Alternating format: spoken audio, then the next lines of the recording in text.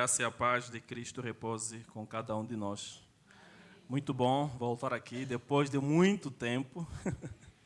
Ter irmãos que eu não conheço, creio também que não me conhecem. Sou seminarista Agostinho Campbell, sou seminarista da Igreja de Vila Maria, que tem cuidado desta congregação. E já estou estudando aqui com os irmãos, só que após o nascimento do meu filho, já faz quase um ano que eu não venho aqui. Então é uma grande alegria poder estar aqui, rever os irmãos. A minha esposa e meu filho não puderam vir, mas na próxima, creio que poderão estar aqui com os irmãos. Eu me encontrei com o reverendo Namã na semana retrasada, estava num treinamento de bombeiro, né? E aí me deparei e aproveitei, tirar o que estava no meu coração. Pô, muitos meses não me convida para vir para cá. Aí falei, não, então no próximo domingo, era num sábado, falei, não, então amanhã vem, só que eu não pude, porque eu estava com sinusite. Aí falei, não, amanhã não posso, mas no outro, então poderei estar aqui. Hoje estou aqui com os irmãos e é uma grande alegria poder estar aqui e assim também compartilhar com vocês a palavra do Senhor. O pastor Namã, nós nos conhecemos, eu entrando por seminário, ele saindo do seminário. Faltava só um ano para ele e eu entrando. Embora não podemos conviver muito, mas é uma grande alegria poder agora compartilhar com o púlpito. Antes chamava apenas de Namã, agora tem que me acostumar.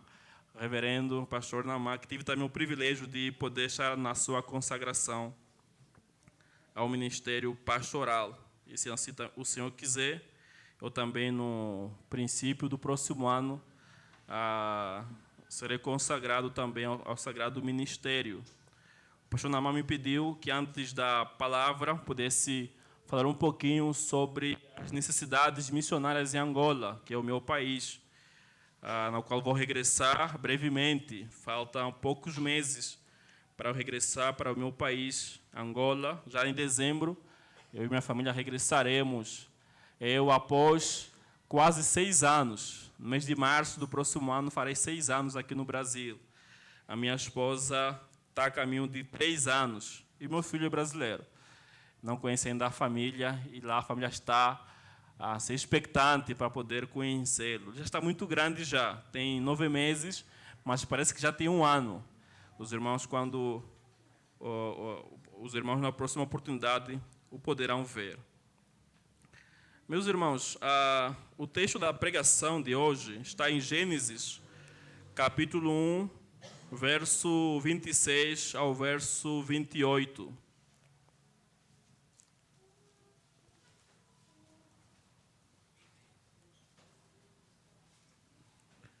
Gênesis, capítulo 1, verso 26 ao verso 28. Diz assim a palavra do Senhor. Também disse Deus: façamos o homem à nossa imagem, conforme a nossa semelhança. Tenha ele domínio sobre os peixes do mar, sobre as aves dos céus, sobre os animais domésticos, sobre toda a terra e sobre todos os répteis que rastejam pela terra. Criou Deus, pois, o homem à sua imagem, a imagem de Deus o criou. Homem e mulher os criou. Deus os abençoou e lhes disse: sede fecundos, multiplicai-vos, enchei a terra e sujeitai-a, dominai sobre os peixes do mar, sobre as aves dos céus e sobre todo animal que rasteja pela terra. Até aqui a leitura das Sagradas Escrituras. Oremos ao Senhor. Bendito Deus e Pai, nós louvamos o Teu nome nessa noite. Teu povo aqui congregado leu a Tua palavra, dirigiu orações de adoração e de confissão de pecados a Ti, ó Pai, Deus misericordioso, Deus cheio de bondade. E também cantamos hinos, cânticos espirituais, exaltando a Tua grandeza, o Teu reino, a Tua sabedoria, o Teu poder. Agora, ó Pai, nós queremos ouvir a pregação da Tua palavra e também podermos ouvir como o Senhor tem por meio de homens e mulheres, expandindo o teu reino, tanto em Angola como aqui. Pai Santo, fala aos nossos corações nessa noite. Desperta-nos para a missão de expandir o teu reino, o teu domínio sobre toda a terra. Assim nós oramos em nome de Jesus. Amém. Muitas pessoas têm perguntado para mim como está Angola no que diz respeito ao cristianismo, às igrejas. Angola é um país novo no que diz respeito à sua independência. Ela teve sua independência de Portugal em 1975. Então, estamos para celebrar, neste ano, 50 anos de independência. Então, após a colonização, Angola teve a sua independência, mas Angola se tornou um país marxista, leninista, ou seja, comunista. E após a sua independência, de 75 até 92, houve perseguição de cristãos, uma perseguição terrível. Mas, com a pressão dos Estados Unidos e outros países, Angola, então, deixou de ser um país marxista-leninista, mas não deixou de ser um país de esquerda. Ele é um país ainda de esquerda, mas, graças a Deus, já não persegue cristão. Pelo contrário, há até mesmo um incentivo para que pessoas sejam cristãs. Mas é claro que sejam cristãos que apoiem o Estado, apoiem o governo. Angola é um país que pode-se dizer um país cristão, quando as estatísticas, as pesquisas indicam para isto. Angola é um país 91% de cristãos, talvez 98%. O cristianismo tem crescido muitíssimo em Angola. E não somente em Angola, como em toda a África, em toda a Ásia e também aqui. Angola tem o cristianismo tem avançado rapidamente lá em Angola. Mas com esse crescimento, nós sabemos que não apenas o verdadeiro cristianismo cresce, mas junto com ele tem crescido muitas e muitas seitas. Então, esses censos, quando faz-se a pesquisa quem é cristão, quem não é cristão, eles não consideram a pureza doutrinária, a pureza da doutrina da fé cristã, mas todo aquele que se declara cristão é colocado nesse censo. Então, há o cristianismo que tem crescido lá, o cristianismo católico, sincrético. O catolicismo é, dentro do cristianismo, considerado o cristianismo como um todo, é a principal igreja, né, a principal denominação cristã em Angola. Os evangélicos estão aí em torno de 23%, 24%. Mas, quando se fala de evangélicos, sabemos que no cristianismo tem os católicos e aquele que não é católico é considerado evangélico, mesmo não sendo realmente protestante puro, no verdadeiro sentido da palavra. Então, embora o cristianismo tenha crescido, a pergunta que se faz é: que tipo de cristianismo tem crescido lá em Angola? Um cristianismo, muitas vezes, sincrético. As mesmas igrejas, se assim podemos chamar, que têm crescido aqui, também têm crescido lá, como a Mundial, a Universal, a Bola de Neve, e não só. Tem algumas igrejas que, na verdade, os seus pastores eram adivinhadores, nós chamamos de quimbandeiro, que,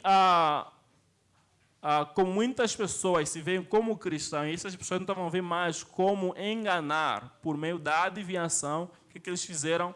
Começaram a abrir igrejas, se declarando como profetas, se declarando como a encarnação, por exemplo, de Enoque. Tem lá um que se chama de profeta Enoque, ele diz que ele é a própria encarnação de Enoque. Tem alguns que dizem que são a própria personificação de Jesus Cristo na Terra.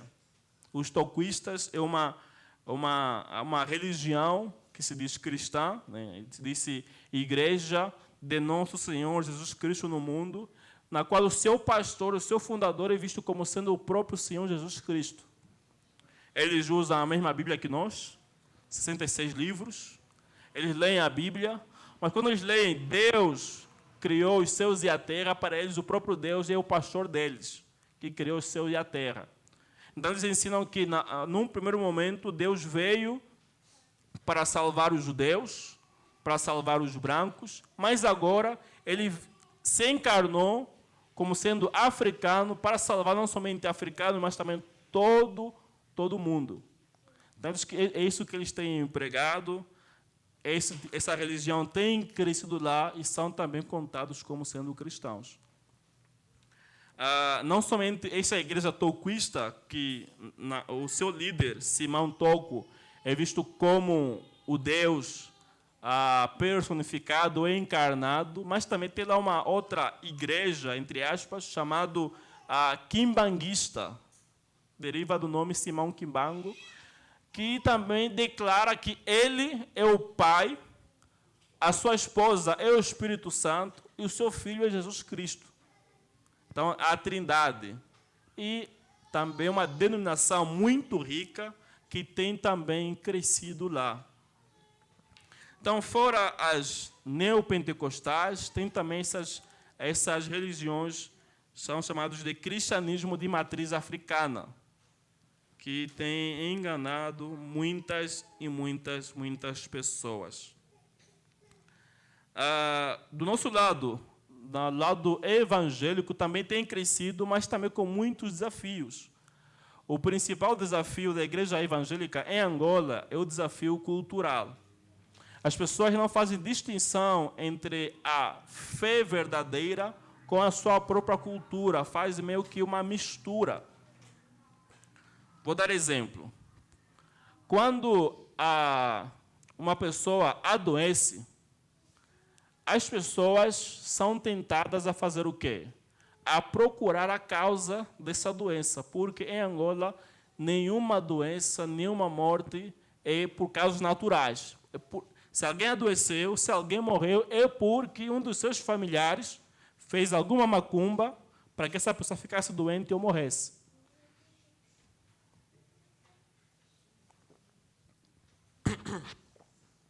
Então, as pessoas, o que eles fazem? Eles procuram saber qual é a causa dessa doença. Então, para saber a causa dessa doença, o que eles falam? Nós precisamos andar. E o termo andar significa que nós precisamos ir a adivinhadores, consultar, nós chamamos de quimbandeiro. Aqui seria, o adivinhador seria o que aqui? Um adivinhador. Tipo assim, uma macumba, aqueles necromantes, feiticeiros. Só que em Angola ninguém fala que eu vou para um feiticeiro. Então, não uma escola dominical, né? Então não tem como dar muitos detalhes, apenas um breve panorama da situação missionária lá em Angola. Mas há, dentro desse mundo, várias distinções. Ninguém diz, tipo, vou para um quimbandeiro. Não. Aliás, ninguém diz, vou para um feiticeiro. Não, ele fala apenas, vou para alguém que tem um dom da adivinhação. Então, as pessoas, claro que não falam isso abertamente na igreja, mas dentro do seu familiar, eles não vejam nenhum problema em procurar adivinhadores para saber quem está causando isto. Isso tem trago muita divisão no seio da família, né? Porque, de facto, é totalmente contrário às Sagradas Escrituras. Algumas práticas muito antigas, por exemplo, quando alguma pessoa morre, quando, vamos lá, um pai de família morre, já nós temos costume de o velório durar mais dias, 3, 4 dias. Se estiver a chover, por exemplo, qual é a prática que se faz para parar de chover? Tem um ritual próprio, a qual netos desta pessoa devem fazer assim, um ritual. Né? Eles pegam em uma vassoura, ficam varrendo, dizendo: olha, que essa chuva vai cair no Rio de Janeiro. ficam chamando o nome da pessoa que morreu, falando, olha, por que você está deixando cair chuva aqui no dia do teu funeral, no dia do teu velório? Porque a consciência das pessoas é que quando está a chover no velório, é porque essa pessoa está triste. Como assim está triste se já morreu? Então, vejam que a cosmovisão de que quando a pessoa morre, ela não desaparece totalmente, o seu espírito ainda tem um envolvimento com as pessoas que estão vivas. Então, é uma forma dela se comunicar com os vivos, dando a entender que ele está triste, por vários motivos. Ou porque há desunião na família, ele quer que a família se una, ou porque ele está indicando que a pessoa que fez a macumba para ela morrer, nós não usamos o termo macumba, apenas estou a contextualizar, né? Fez a feitiçaria para ela morrer, está mesmo presente naquele lugar. Então, os mais velhos, os anciãos, depois do enterro, precisam fazer o quê? Reunir toda a família e fazer uma investigação para saber quem de fato matou esta pessoa. E a pergunta é, você, como cristão, como você vai reagir diante disso? Se você é o responsável da família, por exemplo. Como responsável da família, a pessoa, então, delegada por todos, você quem deve fazer essa investigação. E aí de você se negar. Se você negar, fazer essa investigação, que é que você precisa ir consultar um feiticeiro, então, se você negar, então você mesmo é que é o feiticeiro da família. Então, vejam os grandes problemas, apenas a ponta do iceberg. Aqui, esses são alguns dos desafios da verdadeira evangelização em Angola. Então, muitas pessoas são cristãos, presbiterianos, metodista, pentecostal, batista, não todos, não posso generalizar, mas muitas pessoas, eles têm meio que professando a fé cristã, mas no momento de aflição, no momento de dificuldade, são tentados a procurar feiticeiros. São tentados a procurar adivinho. Qualquer coisa de mal que acontece, em Angola tem sempre um culpado. Seja porque o casal não está tendo filhos, seja porque a pessoa está a adoecer, seja porque a pessoa não está conseguindo um emprego, porque acidentou, porque caiu. Qualquer coisa tem sempre um culpado. E aí de você que foi visitar essa pessoa, você saudou, cumprimentou, mexeu na cabeça do filho dele, de noite o filho fica com dor de cabeça, então você mesmo é um feiticeiro. Então, embora aqui sorrindo, mas é algo de fato muitíssimo grave, né? Muitíssimo grave, que são alguns dos desafios em Angola. Quando você vai lá em Angola, você que não é angolano, você que não é africano, dificilmente você percebe essas questões. Dificilmente você percebe, porque são questões assim, culturais, que estão muito intrínsecas na cosmovisão, no coração, na prática comum das pessoas, que as pessoas vejam isso como normal, como algo até mesmo não pecaminoso. Quando a minha avó paterna faleceu, não, materna, mãe da minha mãe, aí o velório foi em minha casa, nós chamamos de óbito, esse período de 4 dias, onde há pranto, onde há choro, até o enterro, foi em minha casa, e naquele dia estava a chover. Então, os netos foram chamados para fazer o quê? Para clamar, chamar o nome da minha avó para que ela fizesse parar a chuva. Eu, então, foi em 2017, eu falei para todos abertamente que Deus abomina esse tipo de prática. E eu falava para quem? Para pessoas que, na sua maioria, eram da igreja presbiteriana, eram das igrejas evangélicas reformadas de Angola, alguns poucos católicos, que não viam nenhum mal nisso. Então, só para dizer que é uma prática, infelizmente, muito comum em Angola. Esse é um dos grandes desafios, né? Um desafio contracultural, ensinar o verdadeiro evangelho em Angola. Outro desafio em Angola é o desafio da formação de pastores. Os missionários, assim, pioneiros que foram para Angola levar a fé evangélica, na sua maioria nem mesmo tinham uma formação pastoral, não tinham uma formação teológica, e isso influenciou muito no seu modo de missão.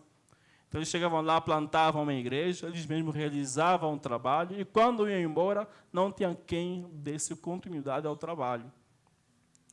E depois de algum tempo, essas pessoas começaram a consagrar algumas pessoas que conseguiam ler a Bíblia, que conseguiam explicar um pouquinho a fé cristã, mas não tinha assim, o costume de fato, ter um seminário teológico.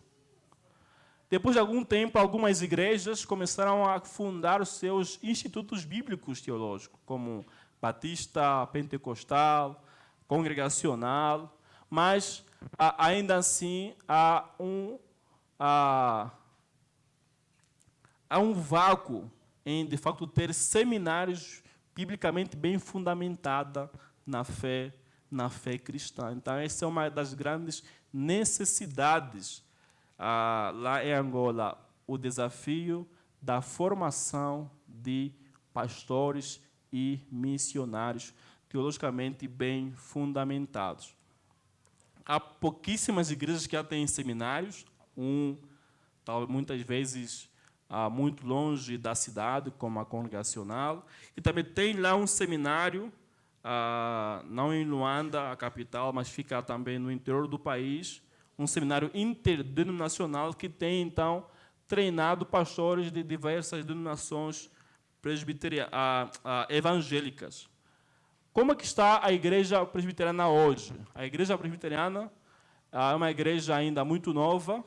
Nesse ano vamos completar 41 anos desde a fundação. Tem muitíssimos desafios culturais, desafios pastorais, desafios administrativos. Há muito o que se fazer em Angola. Hoje, a IPA, Igreja Presbiteriana de Angola, tem 2 institutos bíblicos que ainda não visam a formação de pastores propriamente dito, mas apenas uma formação de liderança, um curso de 2 anos.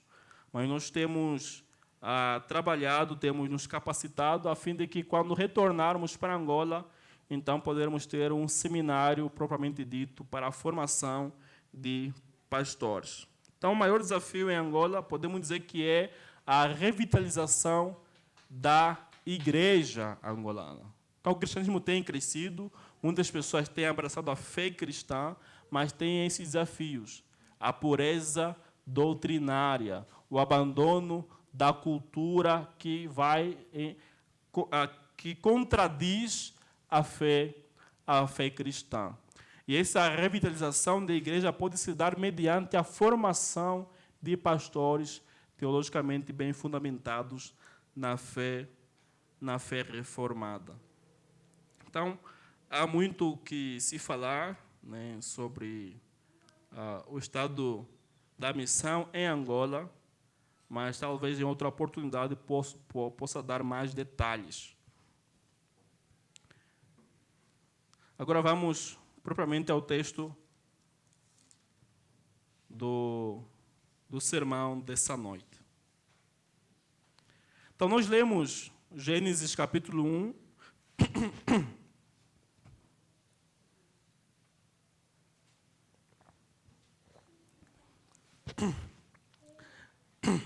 por conta da recente sinusite, vou ter que beber muita água ao longo da pregação. Minha voz não está totalmente recuperada. Peço compreensão dos irmãos. Gênesis, capítulo 1, verso 26 ao verso 28. Um texto muito conhecido, talvez decorado por muitos de nós, mas é um texto muitas vezes negligenciado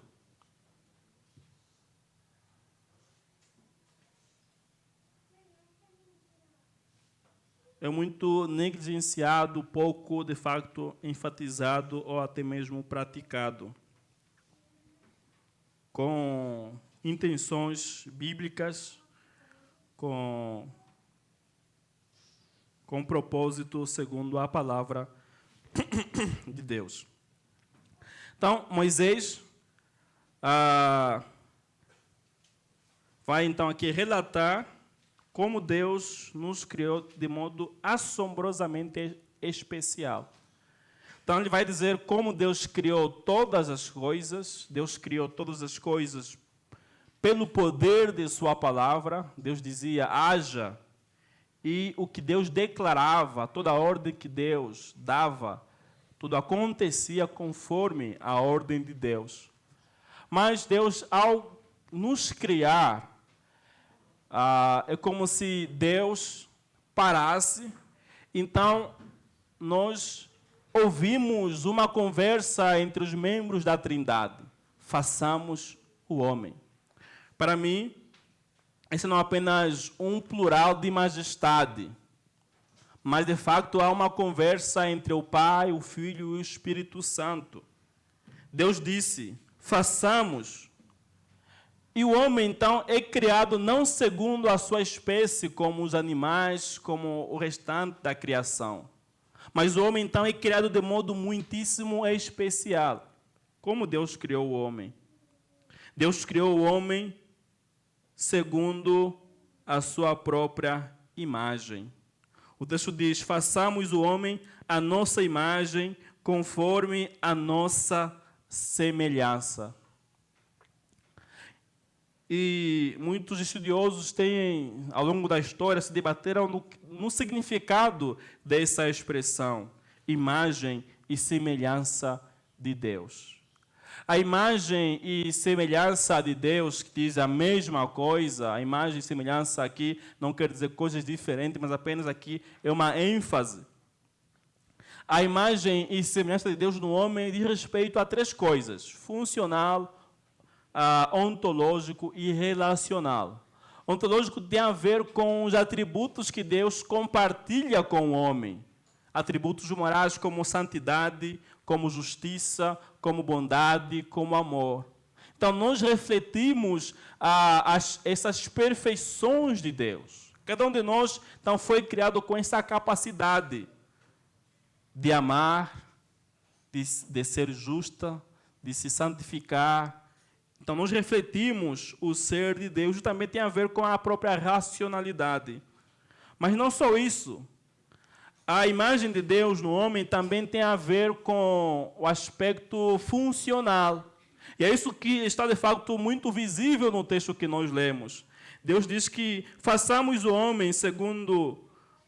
façamos o homem à nossa imagem, conforme a nossa semelhança. Tenha ele domínio sobre os peixes do mar, as aves do céu, os animais domésticos, sobre toda a terra. Então, Deus, sendo o Criador e o governador e sustentador de toda a criação, Ele compartilha o seu governo conosco.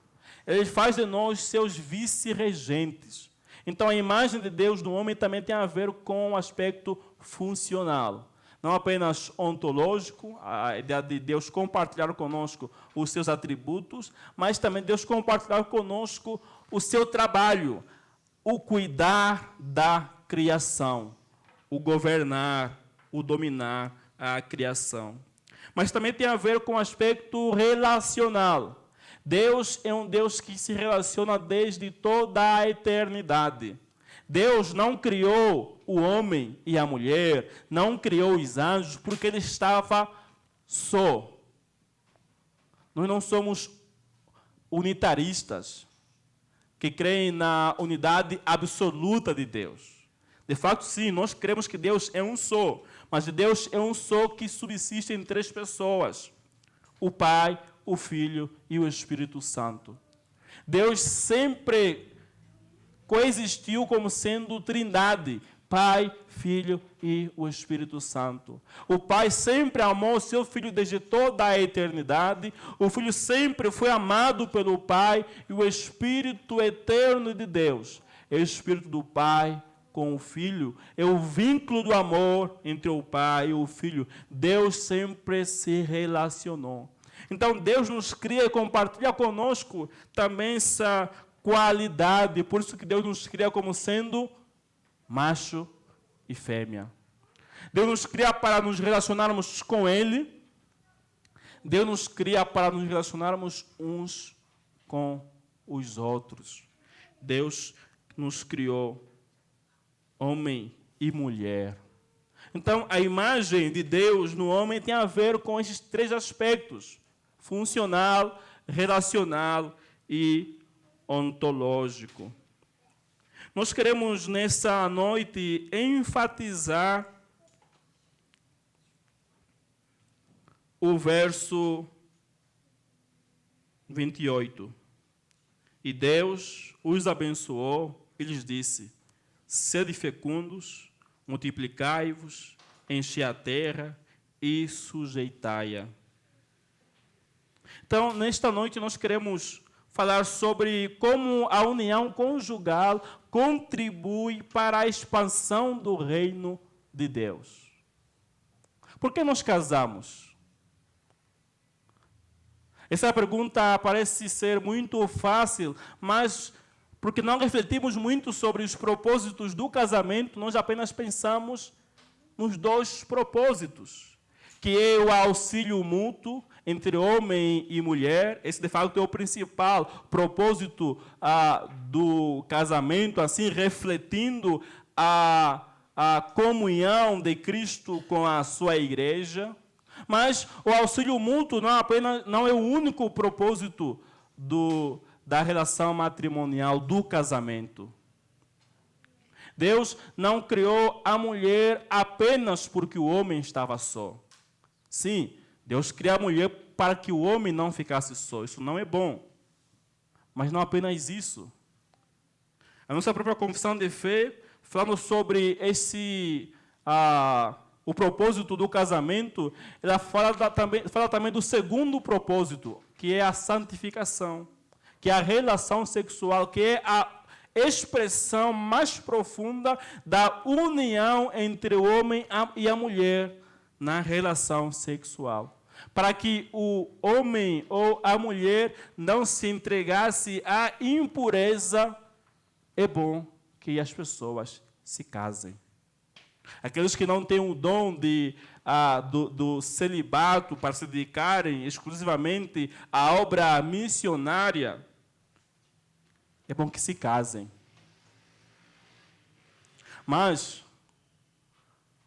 a relação sexual, a pureza, também não é o único propósito do casamento.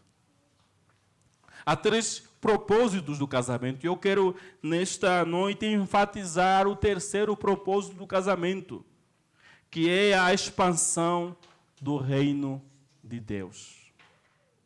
Que é a multiplicação da imagem e semelhança de Deus na terra. Esse é um assunto que nós precisamos enfatizar. Precisamos falar, relembrar uns aos outros. Como assim? Relembrar um assunto que, naturalmente, todo casal deseja ter filhos. Se é verdade que Deus muitas vezes priva alguns casais, como privou Abraão por muito tempo, Isaac, pai de Sansão, pai de João Batista. Isso para que Deus, então, manifestasse de modo extraordinário a sua glória na vida desses casais, que Ele, por um certo momento, priva dessa bênção. Mas, apesar disso, nós precisamos falar sobre esse assunto. E de uma perspectiva bíblica correta.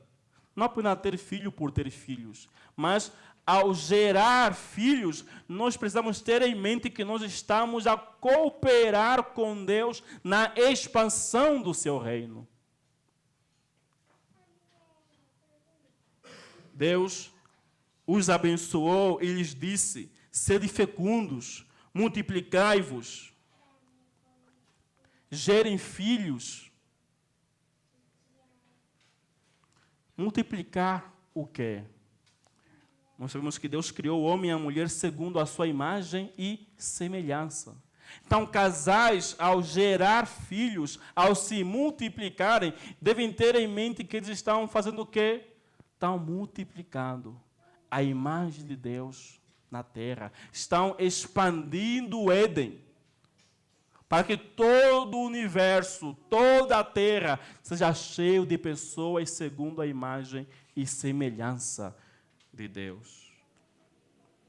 Como a união conjugal contribui para a expansão do reino de Deus.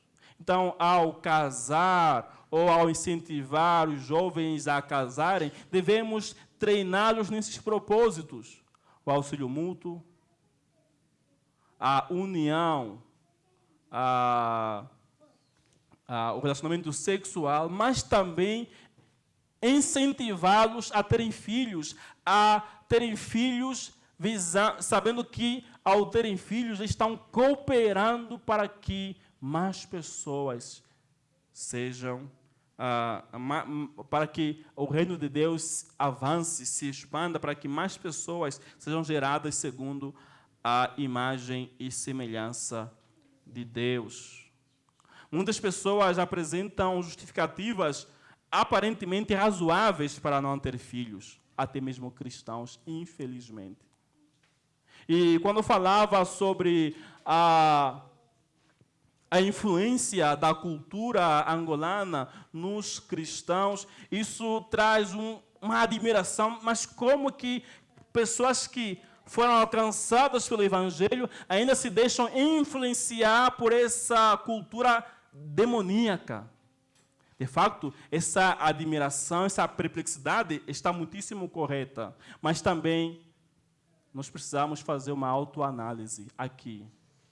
Será que também nós, cristãos brasileiros, não temos nos deixado influenciar por uma cosmovisão materialista, por uma cosmovisão feminista, por uma cosmovisão que não está em conformidade com a palavra de Deus? Fala para um casal ter mais de 3 filhos.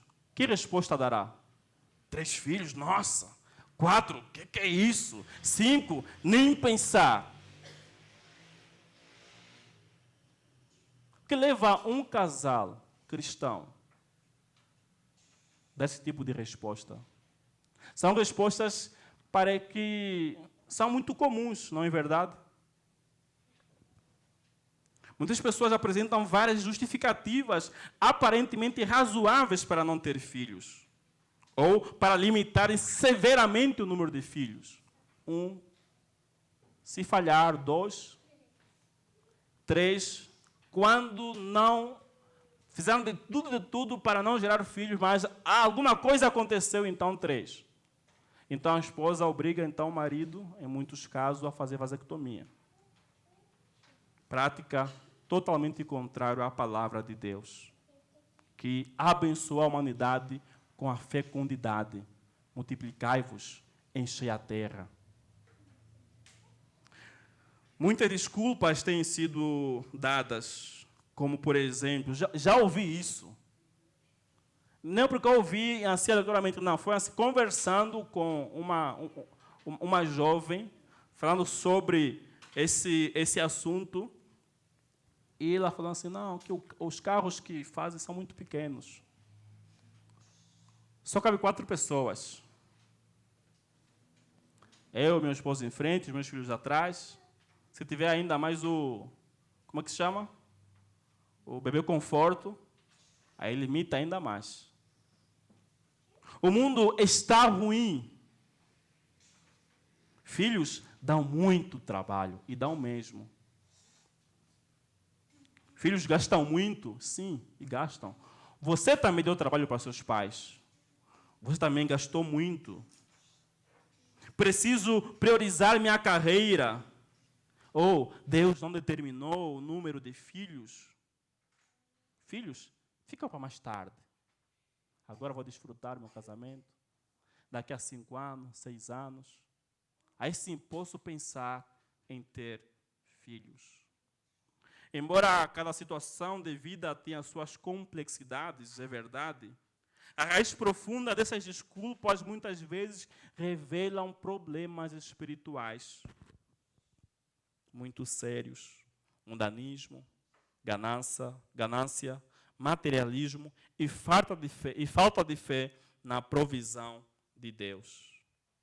Quando alguém decide não ter filhos porque quer antes um carro confortável, viajar muito, ter mais lazer, economizar dinheiro ou investir exclusivamente em uma carreira, essa pessoa está conscientemente ou não, porque já está mergulhado nesse tipo de cultura,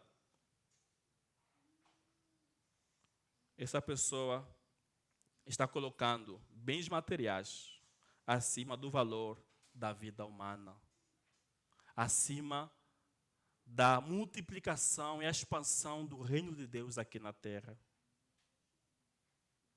A palavra de Deus ensina claramente que a vida de um homem não consiste na abundância dos bens que possui.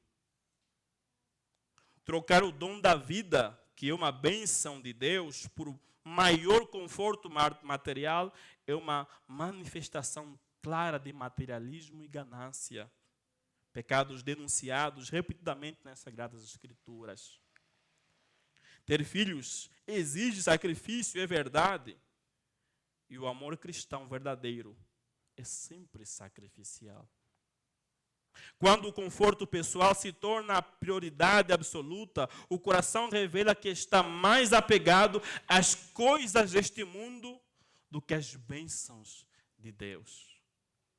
O argumento não quero ter filhos porque o mundo está ruim ou filhos gastam muito, dão muito trabalho, também demonstra uma falta de confiança na soberania e na provisão de Deus. Nós falamos muito de que Deus é soberano, mas quando se trata de filhos, nós somos soberanos. Meus irmãos, a palavra de Deus diz: buscai em primeiro lugar o reino de Deus e a sua justiça, e todas as coisas nos serão acrescentadas. Essa é a promessa do Senhor. Esse tipo de mentalidade de querer evitar filhos a todo custo por medo da pobreza ou das dificuldades revela um espírito que não crê que Deus é capaz de nos sustentar e cuidar dos que lhe obedecem, dos que lhe amam, do que são seus filhos. A palavra de Deus repetidamente vai falar: os filhos são herança do Senhor e o fruto do ventre seu galardão. Salmo 127:3. Nós devemos olhar para os filhos não como o mundo olha para os filhos, como dando muito trabalho, como exigir de nós muito esforço, gastar nosso dinheiro. Não, nós devemos olhar para cada filho como sendo herança do Senhor, como sendo a manifestação da bênção de Deus em nossa vida. Deus então nos faz, nos permite a cooperarmos com Ele na expansão do seu reino, na multiplicação de sua imagem na terra. E não há maior bênção do que esta, meus irmãos, de ser cooperador com Deus no avanço do seu reino. Se filhos são uma herança e recompensa, recusar-se a recebê-los por medo materialista é recusar uma bênção que Deus deseja dar. Comentando o Salmo 127, verso 3, Calvino lamenta o fato de muitas pessoas considerarem que Deus não interfere no assunto de geração de filhos, como se fosse uma escolha deixada unicamente para os casais. Não ter filhos é decisão do casal. Isso o mundo prega e os cristãos têm repetido, mas a Bíblia de modo nenhum fala sobre isto. Isso é uma decisão tão importante e séria para ser tomada apenas por duas pessoas. Nós devemos andar segundo a palavra do Senhor. Aquele que casa precisa saber dessas coisas. Precisa saber que o casamento é para auxílio mútuo. Precisa saber que o casamento é para que o homem e a mulher se unam sexualmente. E se for para dar pausa, que seja para se dedicarem à oração e por pouco tempo, para que Satanás não vos tente. Mas também o casamento serve para a geração de filhos. Até mesmo pessoas que são cristãs piedosas, sérias mesmo, têm uma opinião muitas vezes mundana a respeito de geração de filhos. O feminismo, a revolução sexual dos anos 30 trouxe de fato muitos estragos à mentalidade cristã. Hoje as pessoas não pensam a esse respeito como a Bíblia pensa. As pessoas pensam a esse respeito como o mundo pensa. Filho, dá muito trabalho. Nossa, eu quero me desfazer disso. Não quero essa responsabilidade. Se for para ter, que reduzamos o número máximo possível. Esse tipo de mentalidade não é uma mentalidade cristã. Ao gerar filhos, nós precisamos ter em mente que nós estamos participando da missão de Deus, de expandir o seu reino. Deus criou Adão e Eva. Ele disse, sede fecundos. A ideia de Deus não é que Adão e Eva vivessem só, mas que eles tivessem filhos, para que o Éden se expandisse, para que toda a terra fosse o Éden, para que toda a terra fosse cheio da glória de Deus. Salomão corrige o erro de que desse tipo de mentalidade mundana, ao dizer que os filhos são, na verdade, bênção de Deus. Os filhos não são frutos do acaso. Os filhos não são porque não conseguiram controlar, então veio. Não, os filhos devem ser frutos natural de um casamento que Deus abençoou. O mundo prega que só deve ter muitos filhos aqueles que são ricos. Mas não diz assim a palavra do Senhor. Deus nos abençoou e nós devemos, então, receber essa bênção de Deus e gerar filhos para a honra e glória do nosso Deus. Não devemos rejeitar intencionalmente tão grande bênção de Deus, mas recebê-la com amor e muita fé. Quando alguém já é casado diz, agora preciso priorizar a minha carreira, a minha profissão, está colocando os seus projetos, bens materiais acima da palavra de Deus, do chamado de Deus para a família.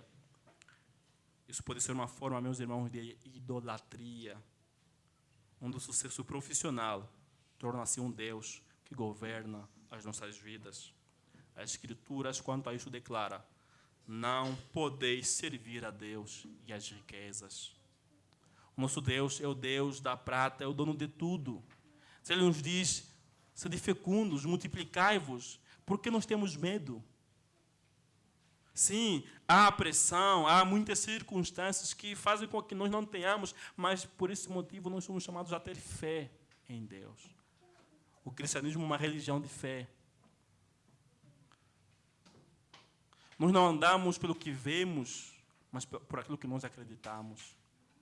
Nós temos fé em Deus. Sim, passamos dificuldades, apertos, mas a nossa vida, os nossos olhos não devem se fixar apenas as coisas deste mundo, as coisas desta terra.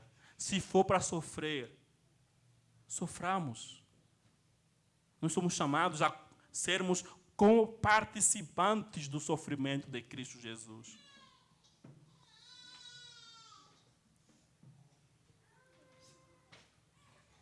Meus irmãos, precisamos ter esse tipo de mentalidade.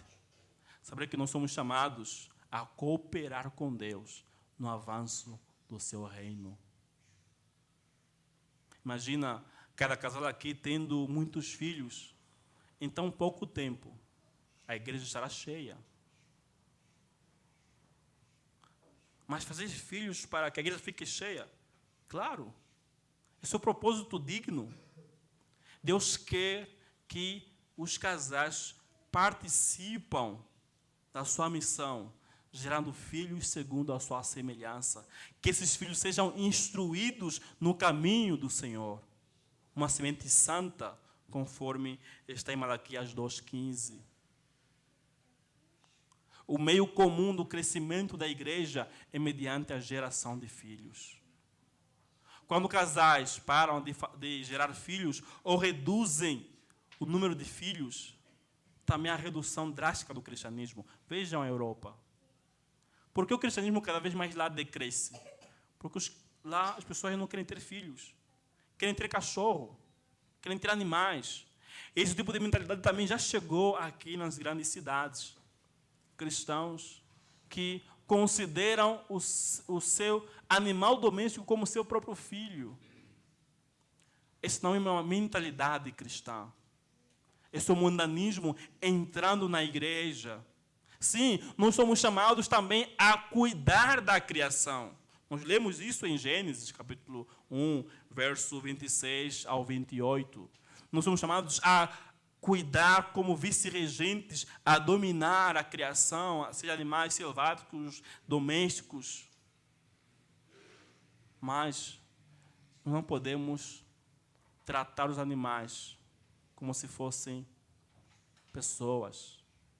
Não podemos trocar bebês por animais. Tem pessoas que chamam seu animal de filho, de seu neto. E quando eu falo pessoas, não estou dizendo lá o mundo, que o mundo faça o que quiser. Estou falando de nós crentes, meus irmãos. O mundo tem invadido a igreja. Nós precisamos nos santificar. Nós precisamos nos esforçar para ter uma mentalidade cristã. Nós somos chamados para irmos contra o mundo. Não cooperando com o mundo. Sim, é difícil, é verdade, é difícil. Por isso mesmo que é uma missão. Nós não somos chamados para sermos relaxados. Nós somos chamados para uma vida de batalha. Somos chamados a expandir o reino de Deus. Mediante a geração de filhos, mediante a proclamação verbal do Evangelho de Cristo. Nós geramos filhos biologicamente naturais, mas também somos chamados a gerar filhos espirituais. Quantas pessoas que ainda não adoram o Senhor Jesus Cristo? Quantas pessoas ainda não se submeteram ao senhorio de Cristo? Que você conhece, quantas pessoas? E que você tem feito para que essas pessoas se submetam ao senhorio, ao governo de Cristo? Pregue o Evangelho. Incentive casais a terem filhos. Seja via natural, seja por adoção. As pessoas, para tudo, têm sempre uma desculpa. É difícil. Claro que é difícil. Por isso que é uma missão. Por isso que é uma missão. É difícil, sim. Vai demandar tudo de nós, sim. Nós somos chamados a isso. Nós vivemos um cristianismo muito relaxado. Apenas de domingo. Não, meus irmãos. Nós somos chamados a dar tudo de nós, tudo de nós. Nossa vida, nossa família, nosso dinheiro, nossos bens, tudo de nós. Somos chamados a fazer isto. Cooperemos com o Senhor. Não se exclua dessa grande bênção, ser coparticipante de Deus na expansão do seu reino. Não se exclua disso, mas seja um cooperador. Não rejeite a bênção do Senhor. Não olhe para filhos como o mundo olha para filhos, mas olhe para filhos, para crianças, como a Bíblia diz. Se Deus abençoou, então para ter muitos.